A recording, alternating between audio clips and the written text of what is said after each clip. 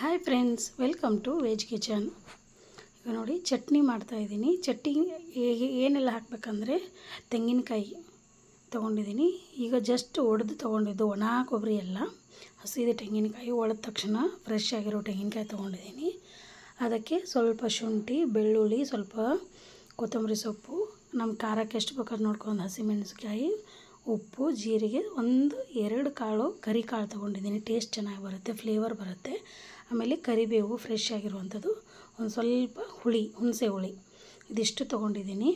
ಇದಿಷ್ಟುವನ್ನು ಫಸ್ಟಿಗೆ ಮಿಕ್ಸಿ ಜಾರಿಗೆ ಹಾಕ್ಕೊಳ್ತೀನಿ ಕೊಬ್ಬರಿಯನ್ನು. ಆಮೇಲೆ ನಾನು ಏನೆಲ್ಲ ತೊಗೊಂಡಿದ್ದೀನಲ್ವ ಅದನ್ನು ಅಷ್ಟು ಮಿಕ್ಸಿ ಜಾರಿಗೆ ಹಾಕ್ಕೊಂಡು ರುಬ್ಕೊಳ್ಬೇಕು. ಫಸ್ಟಿಗೆ ಒಂದು ಸ್ವಲ್ಪ ಹೊತ್ತು, ಸ್ವಲ್ಪ ಸಣ್ಣ ಆದಮೇಲೆ ನೀರು ಹಾಕ್ಕೊಂಡು ನಮಗೆ ಎಷ್ಟು ಬೇಕೋ ಅಷ್ಟು ಈ ಥರ ನುಣ್ಣಗೆ ರುಬ್ಕೊಳ್ಬೇಕು. ನೋಡಿ ಎಷ್ಟು ಚೆನ್ನಾಗಾಗಿದೆ.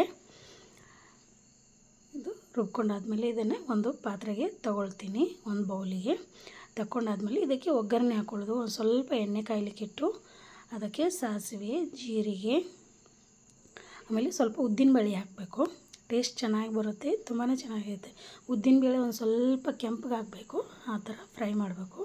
ಚೂರು ಕೆಂಪು ಆದ ತಕ್ಷಣ ಒಂದು ಒಣ ಮೆಣಸನ್ನು, ಬ್ಯಾಡಿಗೆ ಮೆಣಸನ್ನು ಮುರಿದು ಹಾಕಿದ್ದೀನಿ. ಆಮೇಲೆ ಕರಿಬೇವು ಇದನ್ನು ಹಾಕಿ ಇದನ್ನು ಚೆಂದ ಮಾಡಿ ಒಂದು ಸ್ವಲ್ಪ ಹೊತ್ತು ಈ ಥರ ಮಿಕ್ಸ್ ಮಾಡಿಕೊಂಡು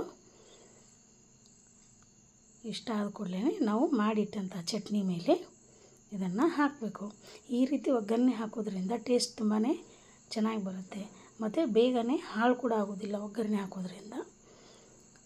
ನೋಡಿ ಎಷ್ಟು ಚೆನ್ನಾಗಿ ಕಾಣ್ತಾ ಇದೆ. ಇದು ದೋಸೆ, ಇಡ್ಲಿ, ನೀರು ದೋಸೆ ಎಲ್ಲದರೊಟ್ಟಿಗೂ ತಿನ್ಬೋದು.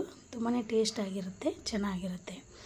ಯಾರೆಲ್ಲ ಹೊಸದಾಗಿ ನನ್ನ ಚಾನಲ್ ನೋಡ್ತಿದ್ದೀರೋ ದಯವಿಟ್ಟು ಸಬ್ಸ್ಕ್ರೈಬ್ ಮಾಡಿ. ಈ ರೆಸಿಪಿ ನಿಮ್ಗೆ ಇಷ್ಟ ಆದರೆ ಒಂದು ಲೈಕ್ ಕೂಡ ಕೊಡಿ. ಇದು ನಾನು ಬೌಲಲ್ಲಿ ಮಾಡಿರುವಂಥ ಅಕ್ಕಿಯಿಂದನೇ ತಯಾರಿಸಿರುವಂಥ ಇಡ್ಲಿ.